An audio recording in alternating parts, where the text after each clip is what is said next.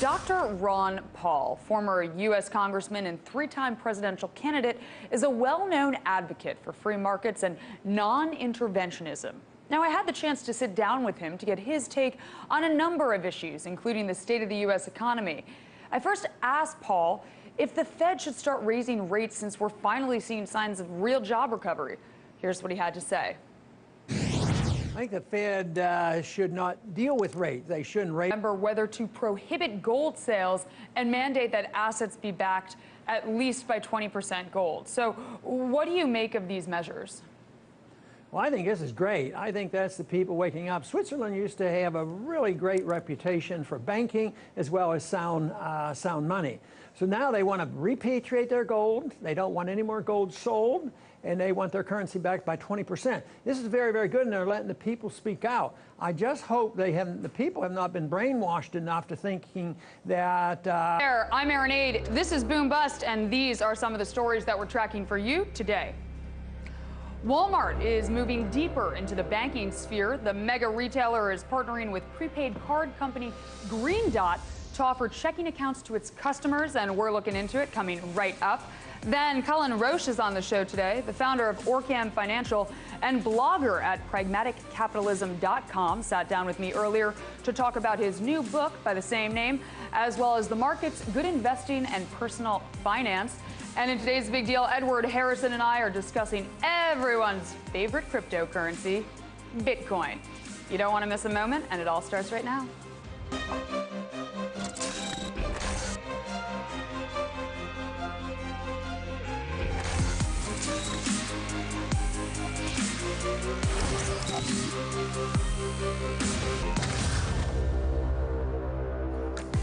Your friendly neighborhood Walmart. You know, that quaint place that serves as your supermarket, doctor's office, auto body shop, garden center, gun depot. Well, now it wants to be your bank as well. What else is next? Now, Tuesday, the retail giant announced it would be partnering with Green Dot Bank to offer Walmart customers checking accounts. The accounts will be provided by Green Dot's mobile checking service, GoBank, and are scheduled to become available nationwide in October. Green Dot claims virtually any customer who passes an ID check will be accepted. This includes those with low credit scores who tend to have difficulty opening bank accounts. Now, in order to join, customers must buy a GoBank starter kit for $2.95, which includes a starter MasterCard debit card.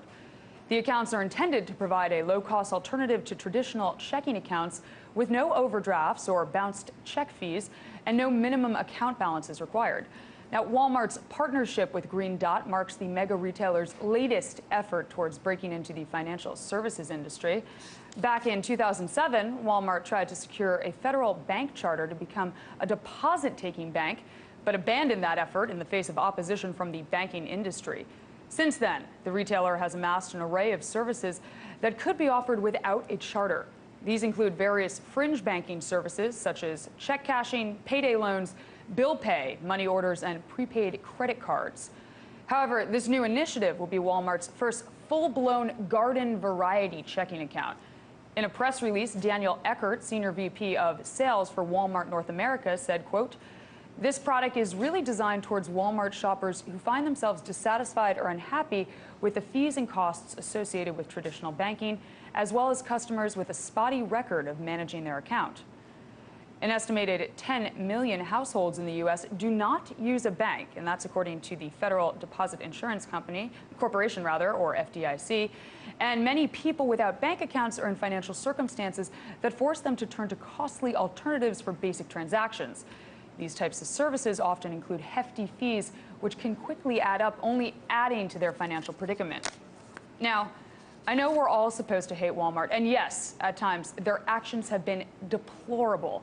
But this service, to me, sounds like a pretty great thing. So kudos to Walmart on this one and this one only.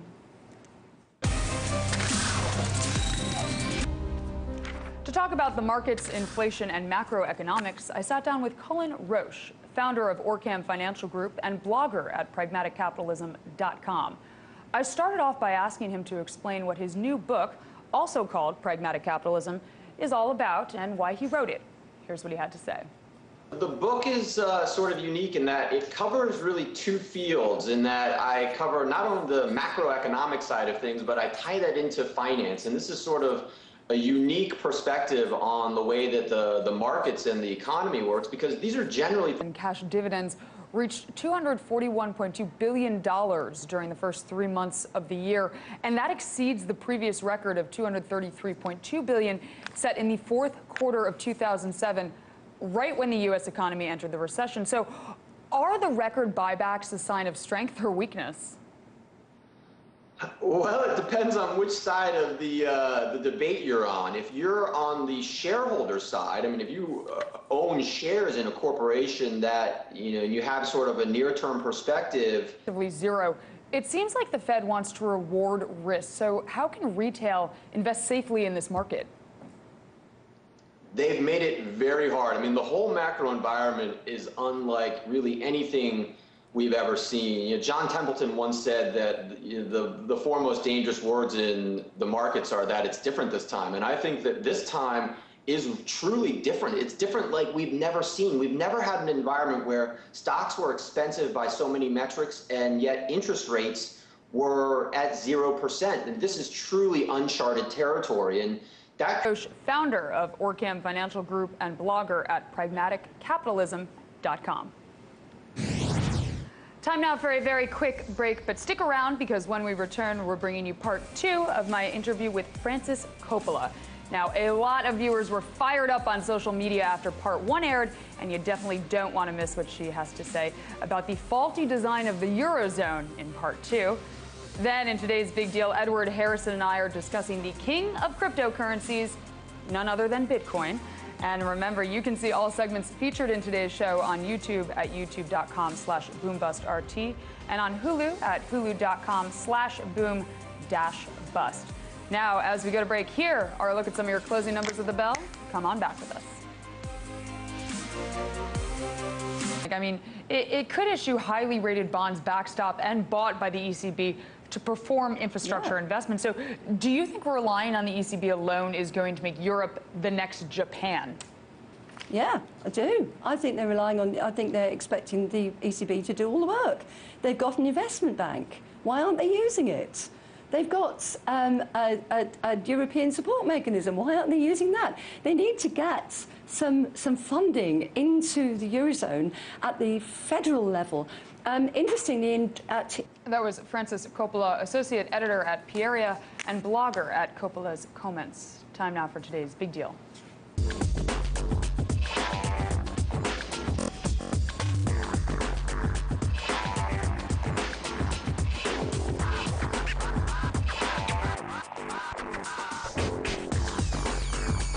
It's Big Deal time with the one and only Mr. Edward Harrison, and today we are discussing Apple and Bitcoin. Bitcoin, we haven't talked about that in a while. Kind of good stuff today.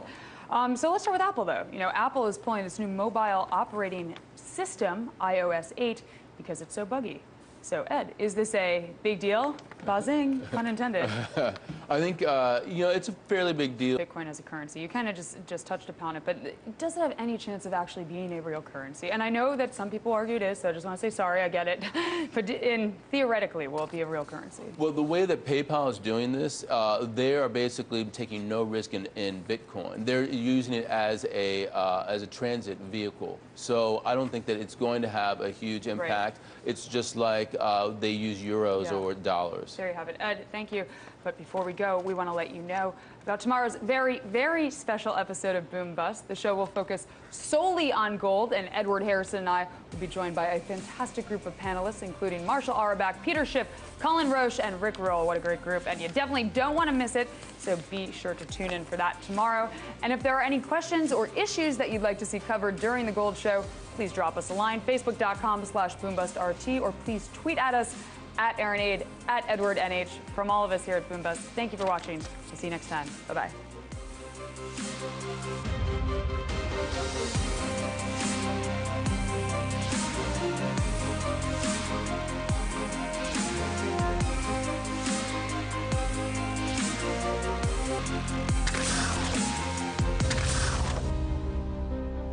Hello, hello, hello. I'm Aaron Aid. This is my partner in crime, Mr. Edward Harrison, and we'd like to welcome you to a very, very special episode of Boom Bust.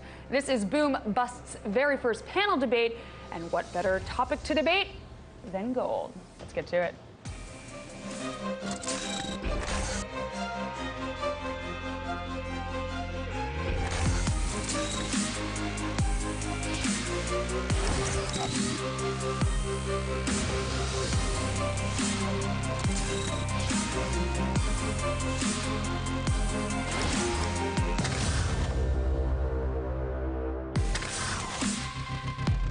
Welcome to the show. Now, we all know that gold is a highly sought-after precious metal, and obviously not just for ornamental purposes.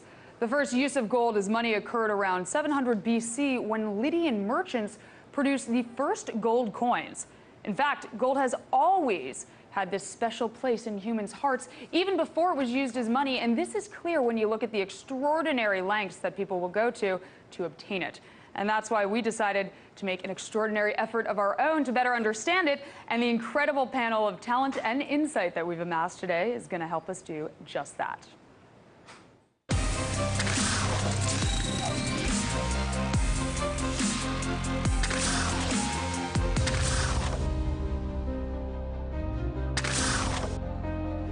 Here they are. First up on the pro-gold side, we have Peter Schiff. Who else when you're going for pro-gold?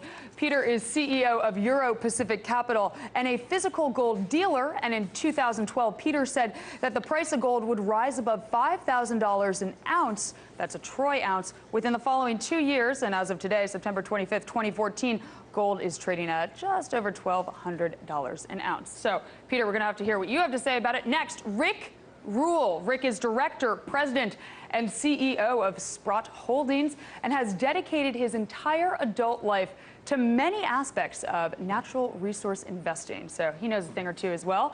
Now we're moving over here and fighting for the anti-gold side, or at least the more gold-neutral side. We have Marshall Arabak, the wonderful Mr. Marshall, and Cullen Roche right behind me. Now, Marshall is a director at the Institute for New Economic Thinking and a former fund manager with over 20 years of experience in investment management, including a stint managing a gold fund. So he definitely knows what he's talking about. And finally, the wonderful Cullen Roche. Cullen is founder of Orcam Financial Group, and he's also a Boom Bust regular. And he's also a former wealth management and runs the blog pragmaticcapitalism.com. And he recently released a book by the same name. Now, let's get to it. And I want to start off this debate with the history of gold. And I'm going to direct my very first question at Peter. But I want to say to all the panelists, please feel free to chime in at any time. This is a debate. We want it to get a little scrappy, so say what you feel. Peter, I'm expecting you to live up to the scrappiness request. So first and foremost, why through the millennia have people always used gold as money? Well, I don't think they've always used gold, but I think gold has been used as money. I'm going to jump in here because we have another, pretty popular quote here from Warren Buffett, and this is going to be our last one that we're going to play for you, but I want you all to listen to it. And Colin, you got to get in here too, so let's hear this. If you buy an ounce of gold today and you hold it 100 years, you can go to it every day and you can coo to it and you can caress it and you can fondle it and 100 years from now you'll have 1 ounce of gold and it won't have done anything for you in between. So here we go. The question here is, why should I or anyone own gold if it's not a productive asset and it's not interest bearing? Yeah, let me first go back though to what even Nixon said. He said he wanted to protect the dollar. He didn't protect it, he sacrificed it, because when Nixon became president, you could buy an ounce of gold for $35. A commitment to cover all sides of the story, just in case one of them happens to be accurate. That was funny, but it's closer to the truth than you might think.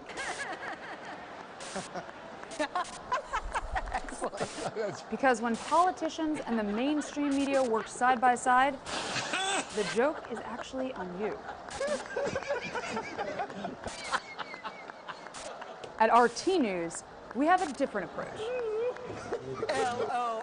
Because the news of the world just is not this funny. I'm not laughing, damn it, I'm not laughing.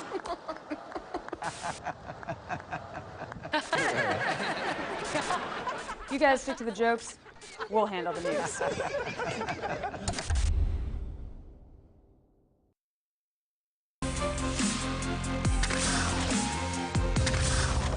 welcome back to the show. Now, you're watching a very special episode of Boom Bust. We've amassed a spectacular panel to discuss and debate one of the oldest forms of currency, gold. So let's dive right back in. And Rick, I said I'd come to you, but I lied. I'm actually going to Marshall. Now, Marshall, Germany, the Bundesbank, they recently said that they want their gold back. And by that, I mean they want their gold back from the U.S. Fed, more specifically the New York branch of the Fed. But, you know, a lot of people say that the Fed doesn't have the gold, they sold it, et cetera, et cetera.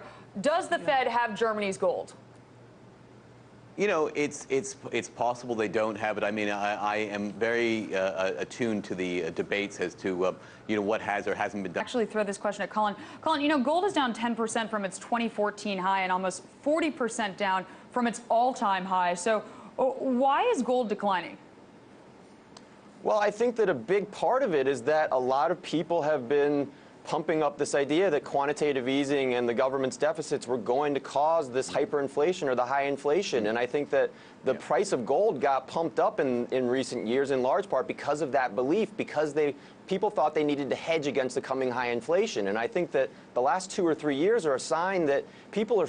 a retail gold, excuse me, a company that sells gold to retail investors, so that would be great. But, you know, what do you think about a number of companies, but a yeah, number, that's one of them. But, you know, what do you think about gold ETFs, paper gold, as an investment instead of physical gold? Well, it depends on how you're owning it, but I recommend that people have some gold in their actual possession. They can keep it at home. But yeah, for if you're in your IRA and you want to have it in your brokerage account, I have no problem with owning an ETF. Rick, what do you think about gold miners right now? Do you think now is a good time? /BoomBustRT, and please tweet at us and everyone on our panel as well. From all of us here at Boom Bust, thank you so much for watching. We'll see you next time. Ciao.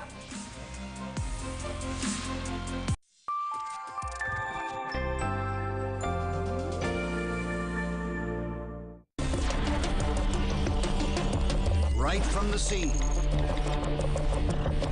First-rate news and eye-gripping pictures.